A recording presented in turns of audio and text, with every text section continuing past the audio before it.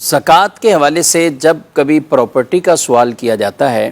تو اب ہم آپ سے پوچھیں گے کہ وہ دکان یا وہ مکان آپ نے کس نیت سے خریدا۔ اگر خریدتے وقت بیچنے کی نیت تھی تو پھر اس پوری پراپرٹی پر، پلاٹ پر، دکان پر، مکان پر اس کی جو اصل مالیت ہے اس پر زکوٰۃ سال بسال لازم ہوتی رہے گی۔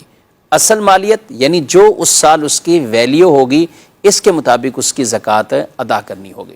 اور اگر آپ نے پراپرٹی لی اس لیے کہ اسے کرائے پر دیں گے، جیسا کہ سوال سے ظاہر ہے کہ آمدنی اس سے کچھ ہو رہی ہے، تو یہ تجارت کی نیت سے یعنی بیچنے کی نیت سے آپ نے نہیں خریدی بلکہ کرائے پر چڑھانے کے لیے۔ تو اب کرائے پر جو دکانیں دی ہیں، مکان دیے ہوئے ہیں، ان سے جو کرایہ وصول ہو رہا ہے تو پھر دیکھا جائے گا وہ کرایہ محفوظ کیا جا رہا ہے، جمع کیا جا رہا ہے، یا گھر کے اندر ویسے ہی معاملات میں خرچ ہو رہا ہے۔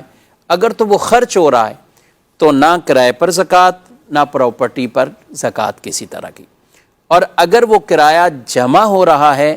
تو پھر سال جیسے ہی اس کا زکوٰۃ کا پورا ہوگا تو اس وقت دیکھ لیا جائے گا وہ کرایہ خود نصاب کو پہنچتا ہے یا دیگر اموال کے ساتھ پورا ہی نصاب والی وہ شرائط اس پر پوری ہو جاتی ہیں، تو اب ان تمام پر زکوٰۃ کو ادا کرنا لازم ہوگا۔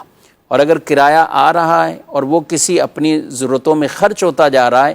تو لہذا ایسی دکان یا ایسے مکان پر کوئی کسی طرح کی زکوٰۃ نہیں، نہ کرائے پر ہے اور نہ ہی اس پراپرٹی پر۔ پراپرٹی پر زکوٰۃ اسی صورت میں ہوتی ہے جب تجارت کی نیت سے یعنی بیچنے کی نیت سے اسے خریدا ہو، تو اس صورت میں سال بسال اس پر زکوٰۃ لازم ہوتی رہے گی۔